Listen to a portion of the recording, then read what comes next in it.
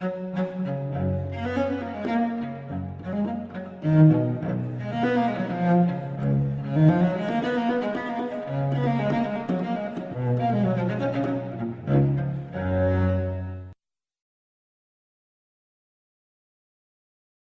tema de la iglesia, hoy sí traje dibujitos. Está bien, ¿no? Perdón que me siente, pero también ya estoy muy grande. Y vengo de un día de lavar ropa, dar clases, lavar niños, los niños, etcétera, etcétera. Bueno, entonces vamos a seguir con este tema de la iglesia. Hoy quisiera centrarme en 3 argumentos para mostrar por qué la iglesia tiene un origen divino. Estamos normalmente acostumbrados a criticar a la iglesia, pero quisiera que hoy nos quedáramos con un poquito de espíritu contemplativo, ya que el Padre Max también nos ha dejado con ese espíritu contemplativo, que miráramos la iglesia también desde esa perspectiva. Gran parte de lo que voy a decir en esta enseñanza me he basado en la Escuela de Espiritualidad Convivencia con Dios. Estamos en la Escuela de San Juan, pero yo pertenezco a la Escuela de Convivencia con Dios, de origen argentino, fundada por un amigo personal del Papa. Ya después les contaré esa historia, pero pues yo pertenezco a esta escuela y saqué algunas cosas de allí, así que pues le doy crédito también, sobre todo porque se está grabando esto, no sé que me cobren regalías.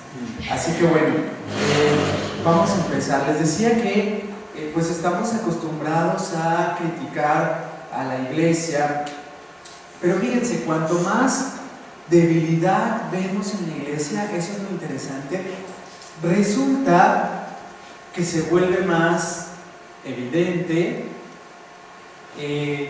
su origen divino, cuanto más debilidad hay. Tenemos ejemplos muy cercanos, o no sé qué tan cercanos sean. Aquí se ve que hay pura generación Juan Pablo II en adelante, pero quizás sus abuelos llegaron a escuchar de pues, la crisis que hubo en los años 60 y 70, el famoso posmodernismo. No sé si llegaron a escuchar hablar un poco de eso, la famosa crisis posmodernista, es decir, aquella forma de pensar en la que se negaba toda verdad absoluta. Los filósofos de esta época hablaban de la deconstrucción, es decir, que todas las verdades absolutas o los sistemas filosóficos o incluso teológicos había que desconstruirlos o desestructurarlos y volverlos a hacer. De pronto también, o quizá una de las cosas más, no sé si decir graves, yo diría problemáticas, es que se negaba la existencia de la verdad, por ejemplo. Esto empezó a pasar en los años 60 y 70, y es la época en que también se empezó a hablar de la muerte de Dios, que es una teología que hoy ha sido superada, pero que está basada sobre todo en aquello que decía Nietzsche, el famoso grito de Nietzsche: Dios ha muerto. Entonces algunos teólogos decían, eso es verdad, es decir, el ser humano ha llegado a una edad tan adulta que ya no necesitamos a Dios para construir una sociedad justa. Y esto se dio en los años 60 y 70. Y había teólogos que decían, entonces vamos a vivir como si Dios no existiera porque Dios ha muerto. Quizás sus abuelos oyeron de eso, yo nada más les estoy contando porque ustedes son generación Juan Pablo II. Es más, algunos hasta Benedicto XVI para acá. Pero en fin, eso pasó en los años 60 y 70. Eso pasaba en el mundo, digamos. ¿Y en la iglesia qué pasaba? Justamente es la época posterior al concilio Vaticano II, y nada más por citar algo que pasó en esa época al interior de la iglesia. Mientras que personas decían que Dios había muerto, de repente surge, por ejemplo, el famoso movimiento carismático. En la misma época en que se decía que Dios ha muerto, un grupo de católicos se sintieron llenos del Espíritu y salieron a predicar que Jesús está vivo, mientras que se predicaba que Dios está muerto. Es decir, este ejemplo lo pongo porque vemos que cuando hay crisis en la iglesia, o parece haber crisis, como que el Espíritu Santo inyecta antivirus a la iglesia, que hace que la iglesia pues pueda seguir su rumbo hacia la meta que tenemos pues contemplada, o que el Señor nos ha mostrado. Miren, a pesar de las miserias de sacerdotes y de papas, pues en realidad la iglesia nunca ha estado comprometida, nunca hemos estado a punto de caer al barranco. a pesar de tantas miserias. Basta que vean la serie esta de ¿ven series? Sí. ¿No vieron esta de los Borgia? No me digan que no. Bueno, véanla. Está un poco exagerada, sí, pero la verdad es que tenemos el ejemplo de un Papa Alejandro VI, por ejemplo, pero aún con un Alejandro VI, la iglesia nunca ha estado como al borde de la destrucción o algo parecido. ¿Y eso por qué? Tenemos un primer principio muy católico, y es que la iglesia es la continuación de la encarnación del Verbo. Acuérdense que el Verbo de Dios se anonada, asume una naturaleza humana, y al asumir la naturaleza humana, en él hay dos naturalezas, la divina y la humana. Y como la iglesia es su cuerpo místico, pues resulta que la iglesia también es divina y humana a la vez. La historia de la iglesia entonces se presenta como una batalla de dos banderas. San Ignacio de Loyola presentaba así la iglesia. Él decía, no hay de otra, o estás bajo la bandera de Cristo o bajo la bandera del diablo. Así decía San Ignacio de Loyola. Si les parece exagerado, pues reclámenle a él.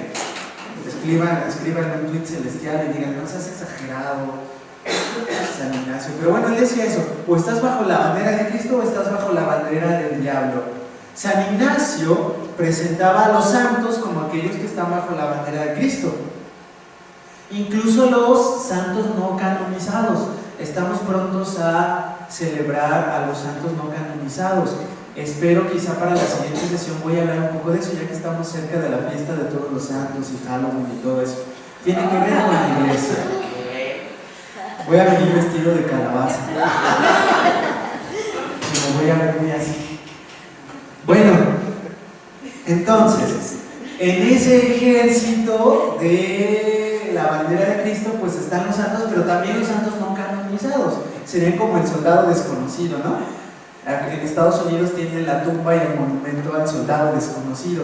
Bueno, algo así serían los santos no canonizados. El día que celebramos la fiesta de todos los santos, celebramos a esos santos que no están en la lista. La historia de la iglesia entonces es una historia de luces y sombras. En la universidad yo inventé un curso que se sigue dando en la universidad que se llama 2000 años de luces y sombras. Porque eso es la iglesia. Pero, claro, podemos criticarla y tenemos material para criticarla toda una noche.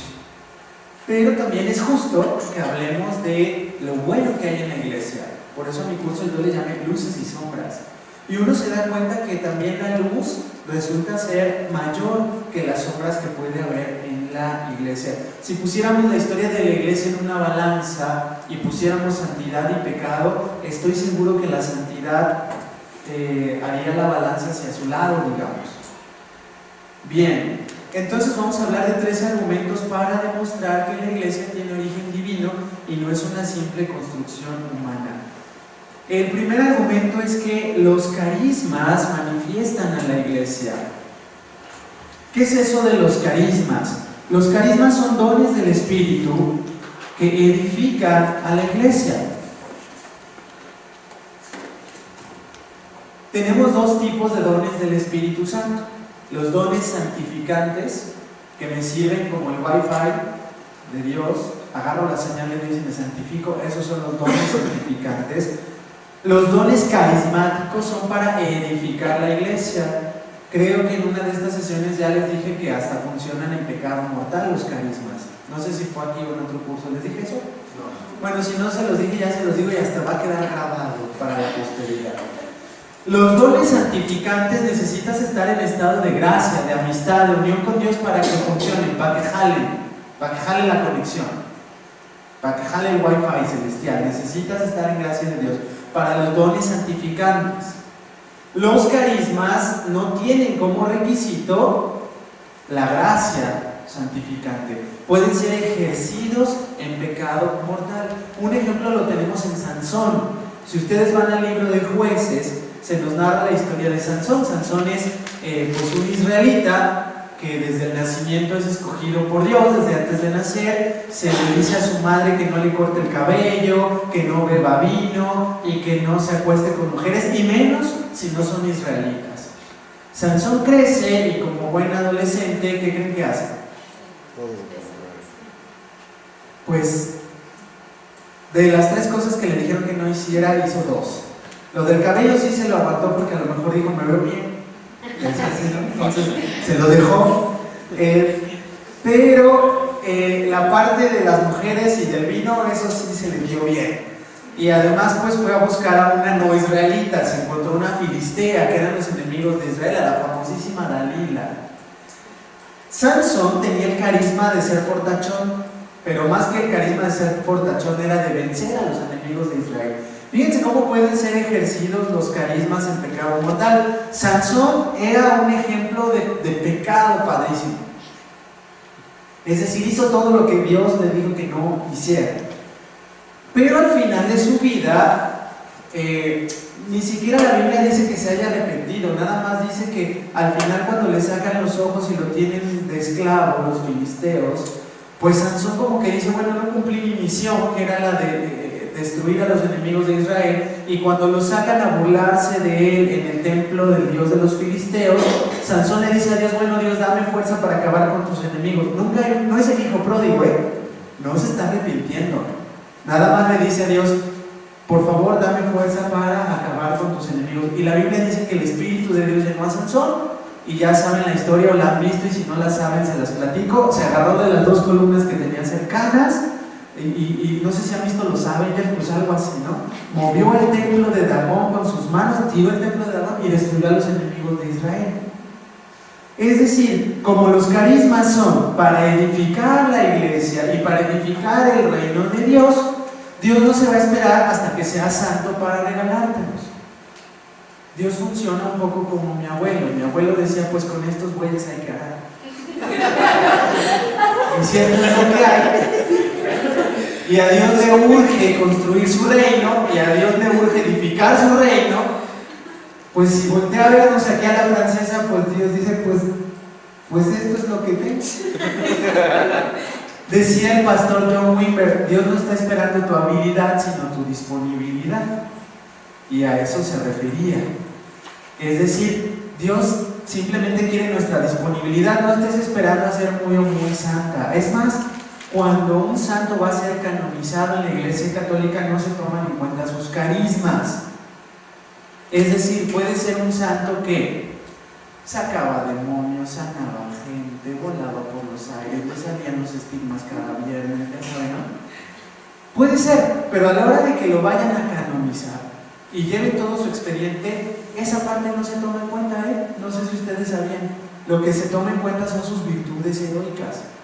Pudo haber sacado demonios, pudo haber volado por los aires, le salían los estigmas cada viernes, olía rosas, veía a la Virgen, veía a San José, veía a San Judas, tenía bilocación, multiplicaba hostias. Y uno dice, wow, qué santazo. Pues eso no piensan en Roma, En Roma dicen, está muy chido eso, pero esos son carismas para edificar a la iglesia. Eso no ayuda. ¿Qué tal que es como Sansón? ¿En dónde me baso para decir semejante herejía? Pues en el Evangelio de Mateo, capítulo 7, versículo 21. Y si me puse el chip de testigo de Jehová, por eso me sé las citas con capítulo y versículo. Evangelio de Mateo, capítulo 7, versículo 21, dice lo siguiente. Está padrísimo. Dice así: 7:21. No todos los que dicen Señor, Señor entrarán en el reino de los cielos, sino los que hacen la voluntad de mi Padre que está en los cielos. Muchos me dirán en aquel día: Señor, Señor, mira que en tu nombre hemos anunciado el mensaje de Dios, y en tu nombre hemos expulsado demonios, y en tu nombre hemos hecho muchos milagros. Pero yo les contestaré: ustedes me son totalmente desconocidos, apártense de mí, pues se han pasado la vida haciendo el mal. Échense ese trompo de la oreja. Fíjense lo que le argumentan estas personas a Jesús. Oye, Jesús, hicimos milagros, sacamos demonios, profetizamos en tu nombre. Y les dice Jesús: apártense porque no los conozco. Es decir, alguien puede hacer muchos milagros, sacar demonios, qué sé yo, pero no estar en amistad con Jesús. Eso es lo que dice Jesús, reclámenle. Conclusión, los carismas pueden ser ejercitados aún en pecado mortal. Dios no se va a estar esperando hasta que seas santo para edificar su reino si te quiere usar a ti. Eso nos anima, porque uno dice, wow, bueno, Dios me puede dar carismas. Trabajar mi santidad es otra cosa, pero puedo ser usado por Dios para edificar su reino. Es más, por un lado lo anima a uno, ¿no? Porque uno dice, bueno, no tengo que ser un santazo para que Dios haga milagros a través de mí. Eso lo puede hacer Dios. Pero por otro lado creo que la condenación va a ser doble. Porque si Dios te usa tan grandemente para hacer milagros, para predicar su palabra, sacar demonios, y tú no trabajas por tu santidad, yo creo que en el cielo va a decir Jesús, no manches. Yo creo que sí va a decir así, a mí me dice así a veces, no manches. Y me lo dice a veces en varios idiomas, y se sale feo. Y más, si Dios te está usando de esa manera para profetizar, para enseñar, para sacar, y tú no trabajas por tu santidad, creo que sí está feo, ¿no? Conste que lo que le interesa a Jesús parece ser es avanzar su reino, por eso nos va a dar carismas. Carismas entonces son dones para edificar la iglesia. Pero cuanto más débil vemos la iglesia, más vemos resplandecer cómo es vivificada por el Espíritu Santo. Cuanto más cansados estamos, cuanto más vemos que no tenemos fuerzas para edificar el reino de Dios, pues es cuando necesitamos los carismas, la fuerza de Dios, y ahí vemos que la obra es suya. Pablo también dice, llevamos este tesoro en vasijas de barro. Fíjense qué interesante, Pablo dice, llevamos este tesoro en vasijas de barro. ¿Qué cosa es una vasija de barro? Pues, sí, tan débil que se usa para las piñatas, ¿no? O sea, dice Pablo, somos piñatas sin disfraz, porque ya cuando ponen el disfraz pues se ve bonita la piñata, pero él dice, llevamos un tesoro en estas vasijas de barro. Dice Pablo en 2 Corintios 12:9, te basta mi gracia, le contestó Jesús, ¿no? Porque mi poder triunfa en la debilidad, más bien me gloriaré de todo corazón en mi debilidad, dice Pablo, para que resida en mí el poder de Cristo. Bueno, entonces los carismas manifiestan el origen divino de la iglesia. El Papa León XIII escribió una pequeña encíclica. Miren, para los que son muy inquietos con la dimensión social de nuestra fe, han de hablar de la doctrina social y la justicia social. Hay gente muy inquieta con eso y está bien. Ellos tienen su encíclica, la famosa Rerum Novarum del mismo Papa León XIII. A los que les interesa la vida espiritual, tienen su encíclica también, la Divinum Illud Munus, sobre el Espíritu Santo. Es una de las encíclicas que escribió León XIII sobre el Espíritu Santo, por insistencia de una monjita que se llamaba Elena Guerra, que lo estuvo diciendo y fastidiando todo el tiempo. Le mandaba mail, le ponía en su Facebook, en su Twitter, en su WhatsApp. Le decía, Papa León XIII, tienes que hacer que los católicos se enfoquen de nuevo en el Espíritu Santo. Haz lo que tengas que hacer, invéntate una novena de Pentecostés, y gracias a Elena Guerra los católicos celebramos la novena de Pentecostés, y le dijo Elena Guerra, le dice, no, haz más, tienes que hacer más. Y el Papa León XIII, el 1 de enero de 1901, consagró el siglo XX al Espíritu Santo. No sé si ustedes sabían eso, consagró el siglo XX al Espíritu Santo. Un dato curioso, nada más como paréntesis. Al mismo tiempo que el Papa León XIII estaba consagrando al mundo al Espíritu Santo e invocando al Espíritu Santo sobre el mundo, cantando el Veni Creator, en la ciudad de Topeka, en Kansas, estaban naciendo los pentecostales, es decir, unos pastores protestantes estaban diciendo, ¿por qué no nos imponemos las manos a ver qué pasa si recibimos el Espíritu Santo? Hay quien dice que lo invocaron en Roma y aterrizó en Kansas. Parece ser, ¿no? Y eso porque realmente como que los católicos no le dieron mucha, dirían los argentinos, mucha bola al Papa, ¿no? Que el Papa andaba diciendo, órale, y el Espíritu Santo, y el Espíritu Santo, y Elena Guerra estaba detrás de él, y el Espíritu Santo. Bueno, hasta escribió una encíclica sobre el Espíritu Santo, el Papa León XIII, y es esa, Divinum Illud Unus. Fíjense lo que él dice sobre los carismas, a mí me encanta, dice que la Iglesia es una obra enteramente divina, con ningún otro argumento se confirma más claro que con el esplendor y gloria de los carismas, de los cuales está adornada por todas partes, siendo el dador y el autor de todos ellos el Espíritu Santo. ¿Qué año es? Y esto, la Divinum Illud Unus creo que es de 1890 y algo, búsquenlo en Google por favor. Me puse el chip de testigo de Jehová, me faltó el de Magisterio de la Iglesia, para tener las fechas que te digo, pero debe ser finales del siglo XIX. Pero ¿cuándo es que nacen los pentecostales? Exactamente el 1 de enero de 1901. Exactamente cuando el Papa estaba invocando al Espíritu Santo sobre el mundo. Bien, a mí me encanta eso de que lo invocaron en Roma y aterrizó en Kansas. Bueno, primer argumento entonces, los carismas. Le hacemos caso al Papa. Segundo argumento, la Iglesia, por lo menos la Iglesia Católica tal como está conformada, es como Jesús la quiso. La Iglesia Católica tiene conciencia, es consciente de cumplir con 4 características: ser una, santa, católica y apostólica. ¿Han oído hablar de eso? Si van a misa alguna vez, aunque sea por accidente, en el credo los católicos decimos: creo en la Iglesia, una, santa, católica y apostólica. 4 características. La Iglesia Católica es consciente de tener esas 4 características. ¿Cómo llegó a esa conciencia la Iglesia Católica? Pues simplemente llegó a esa conciencia, digamos. Así como llegamos a ser conscientes de nuestras propias debilidades o de nuestros propios virtudes, pues la Iglesia llegó a ser consciente de que cumple 4 características. Yo añado una que es animada por el Espíritu Santo. Bien, estas 4 características fueron descubiertas por los padres de la Iglesia. ¿Quiénes son los padres de la Iglesia? Los padres de la Iglesia son teólogos, obispos, santos de la Iglesia primitiva. Son escritores cristianos que cumplen con 4 características. La primera característica para que un hombre sea proclamado padre de la Iglesia es la ortodoxia de su doctrina. Es decir, se compara lo que él escribió y lo que dijo con la fe común de la Iglesia y se dice: muy bien, es ortodoxo, está bien, es recta su doctrina. Esa es la primera nota de los padres de la Iglesia. La segunda nota de un padre de la Iglesia es la antigüedad. La lista de los padres de la Iglesia ya se cerró, no se hagan ilusiones. No vamos a sacar aquí padres de la Iglesia, ya se cerró.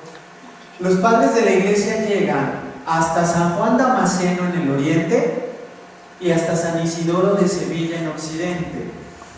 Hasta ahí llegó la lista de los padres de la Iglesia. Esa es la segunda característica entonces, la antigüedad. ¿Y cuándo empezaron los padres de la Iglesia? Después de los apóstoles. Es decir, tenemos a los apóstoles y sus discípulos escribieron cosas, predicaron cosas y afortunadamente nosotros las tenemos.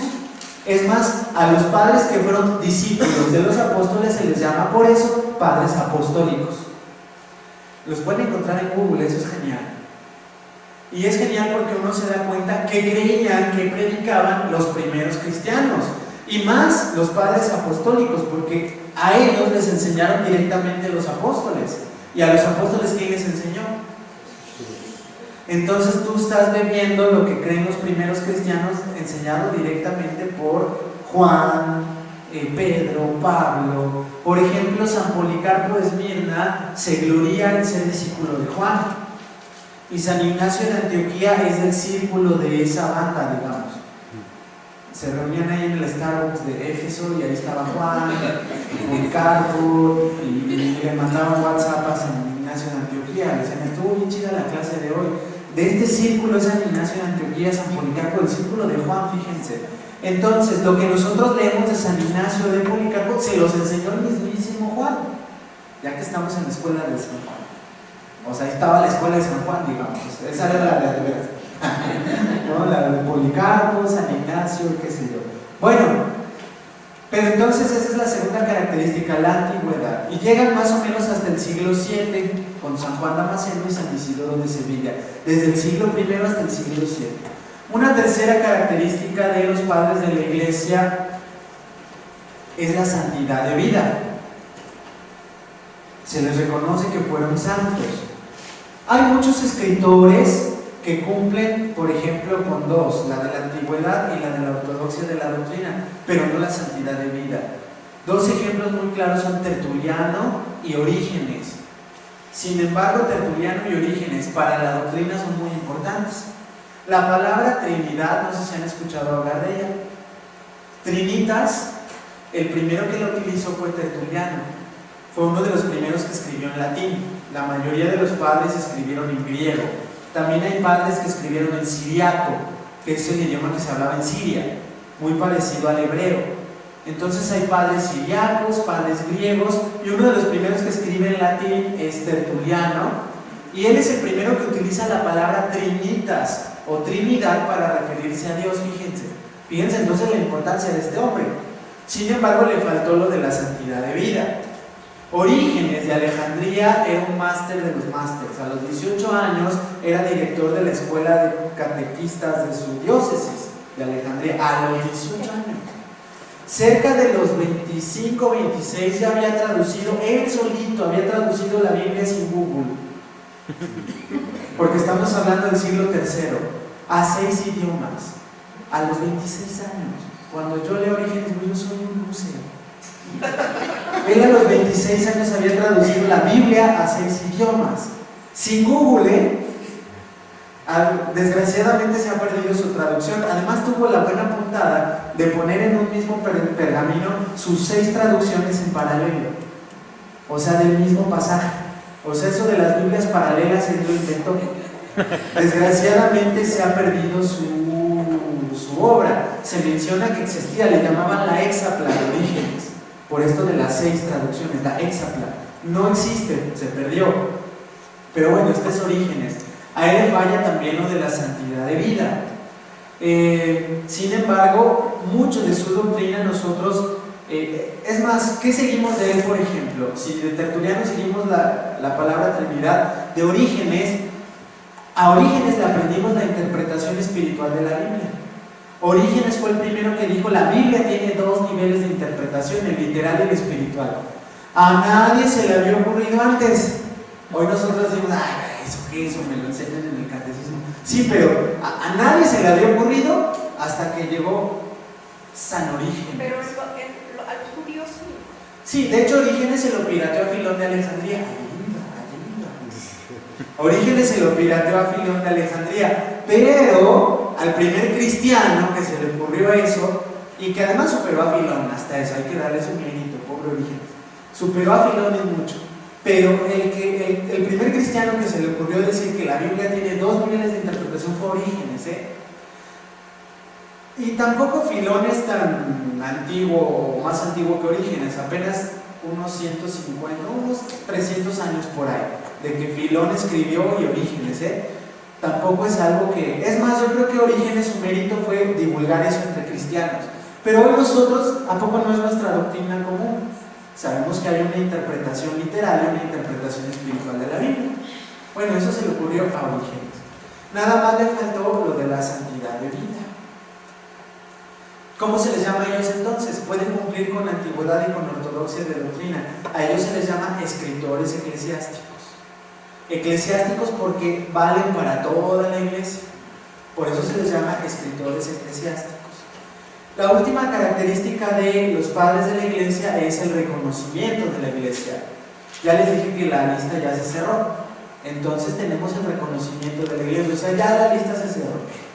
Los católicos occidentales hemos inventado un premio Nobel católico que se llama nombrar doctor de la iglesia.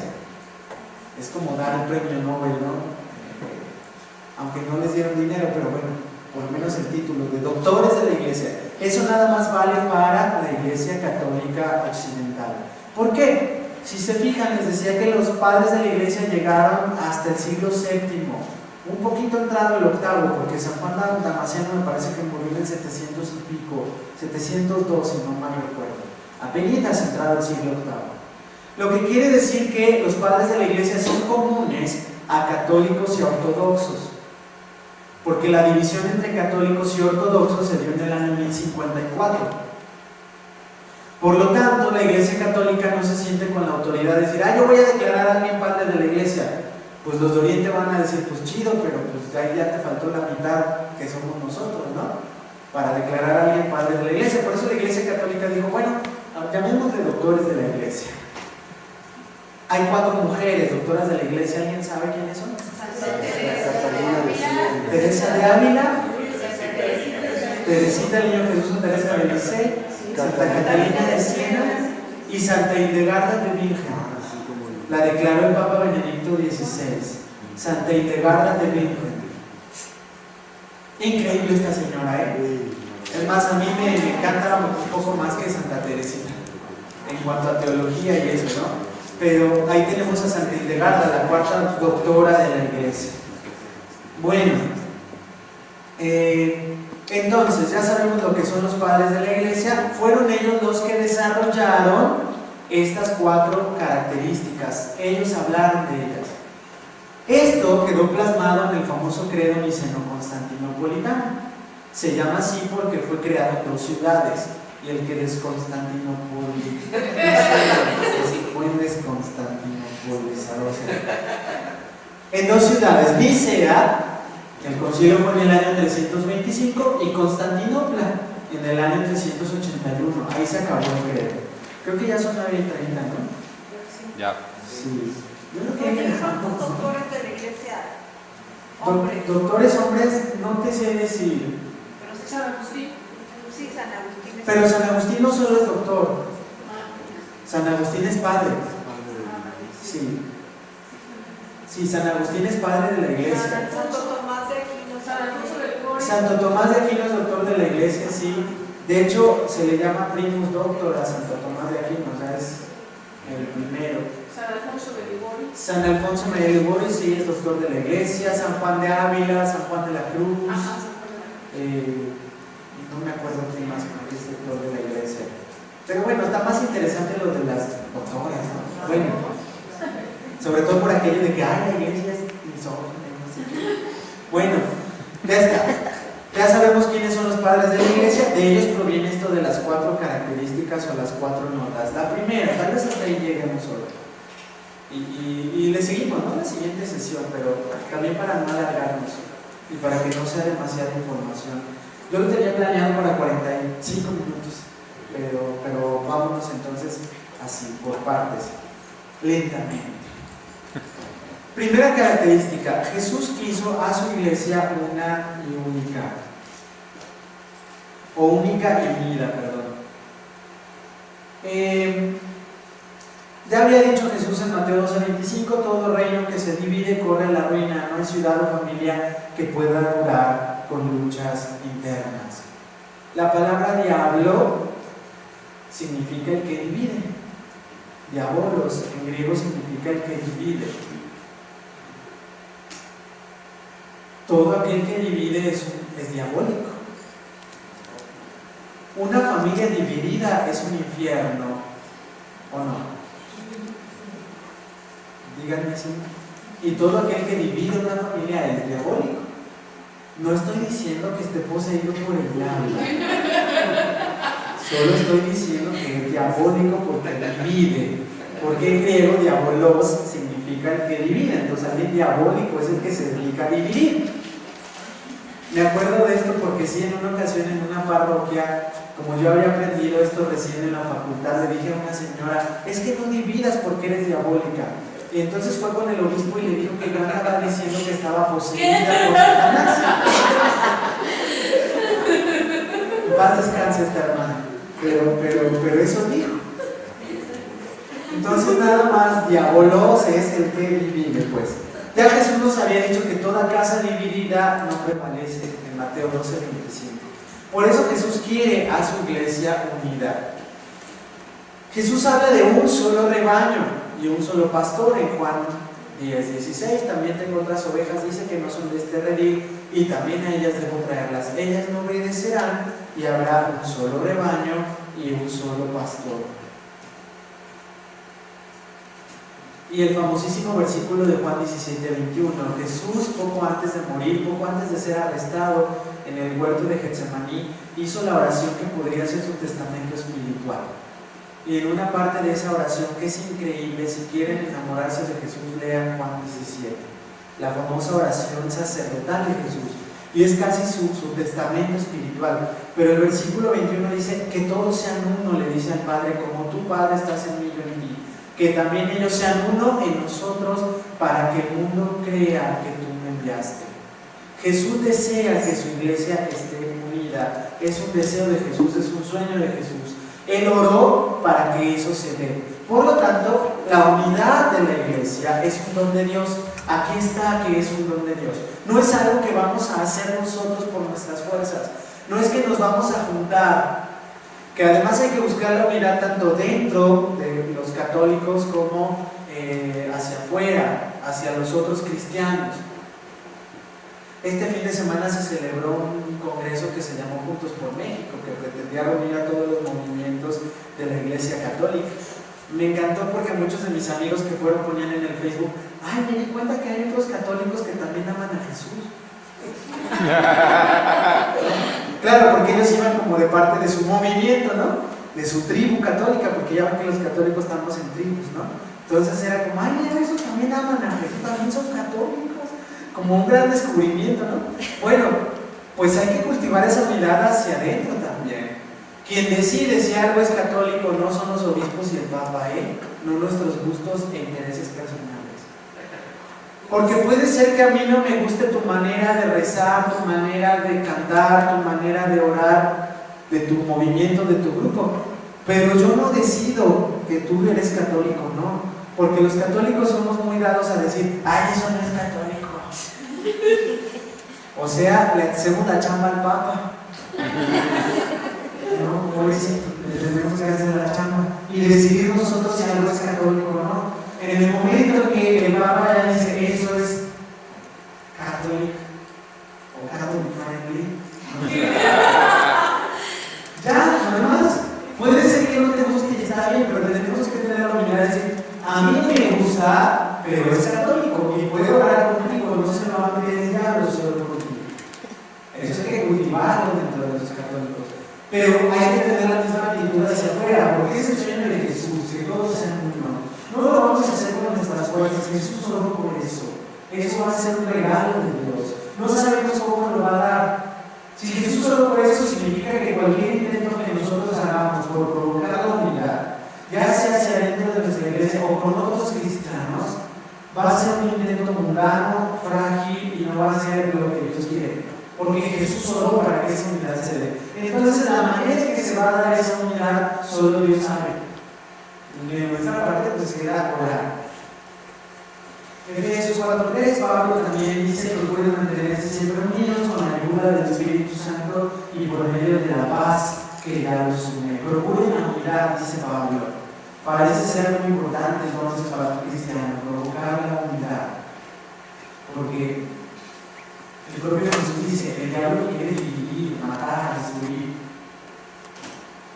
Y hoy en día además tenemos amenazas por todos lados que deberían de hacer que los cristianos estén más unidos que nunca. Tenemos al Islam radical matando a nuestros hermanos en Medio Oriente. Ya no estamos para pelearnos. Ay, tú eres rico feo. Ay, tú eres rico feo. Y mientras que nuestros hermanos los están matando en Medio Oriente y mezclando su sangre, la de evangélicos y católicos. Y es la misma sangre cristiana. Bueno, voy a terminar con esto porque esto es teología. Hay un programa que yo escuchaba cuando era adolescente, cuando recién conocí al Señor, que se llamaba Teología para cada día. Buenísimo programa. En radio, fíjense, había radio. Yo escuchaba, no era podcast, era radio. Y tenías que sincronizar y toda la cosa. Bueno, y había un programa que se llamaba Teología para cada día. Eso es Teología para cada día. II de una evidencia y dice: esta es la única iglesia de Cristo que en el símbolo lo confesamos como una santa, católica y apostólica.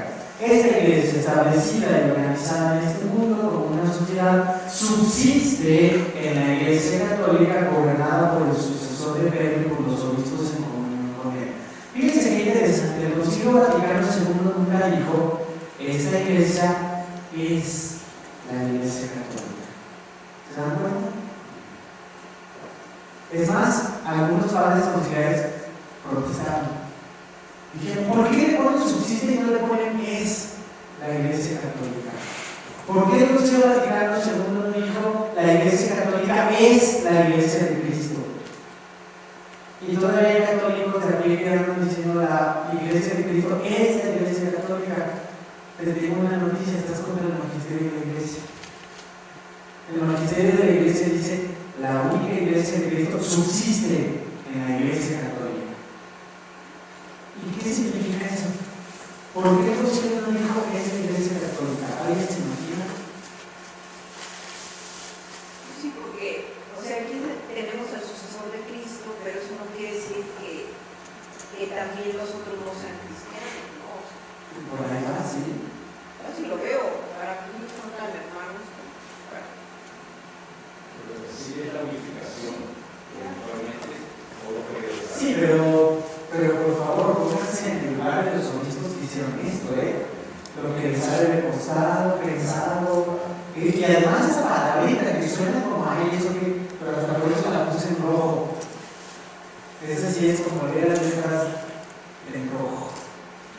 No dice es, dice subsiste. Es decir, lo que estamos diciendo los católicos es que en la iglesia católica, la iglesia de Cristo está de una forma que no lo está en otras iglesias. Esa es la idea. ¿De qué forma está en nuestra iglesia?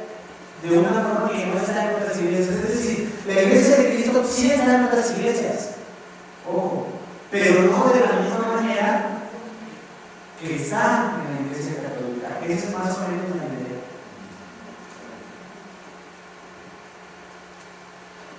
Termino con esto. La misma carta a los Efesios nos da un precioso camino de ecumenismo. Perdón que Efesios 4 lleva bajito de ecumenismo, pero pues después de varios años nos despierto a las 4 de la mañana. Efesios 4:1 abajo de ecumenismo, ¿no?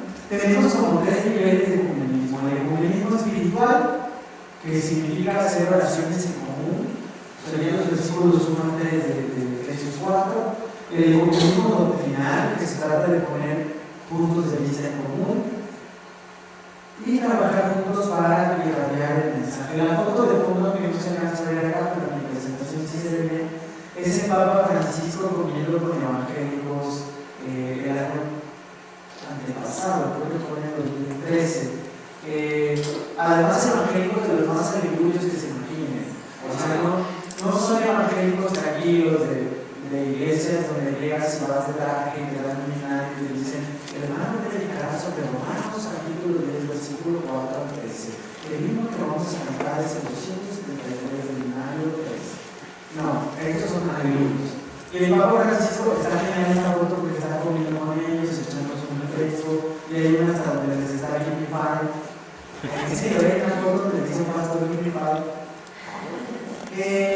Es decir, el Papa Francisco, si ustedes quieren saber qué tipo de ecumenismo él practica el espiritual. El Papa Benedicto XVI y los papas anteriores querían practicar más el ecumenismo doctrinal, y lo hicieron muy bien. Cualquier documento que haya dejado Benedicto XVI o San Juan Pablo II sobre ecumenismo es precioso.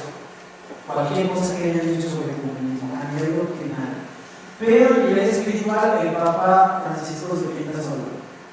O sea, come con ellos, ora con ellos, se atreve a juntarse con ellos. Esto fue muy criticado porque pidió que oraran por él antes de que fuera papa.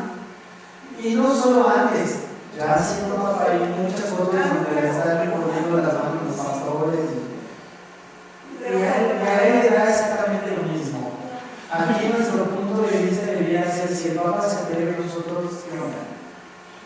Bueno, ese es el ecumenismo espiritual. Vamos a dejarle ahí por esta noche. Terminamos con la primera característica, que es la iglesia única y unida. ¿Les parece bien si terminamos con una oración?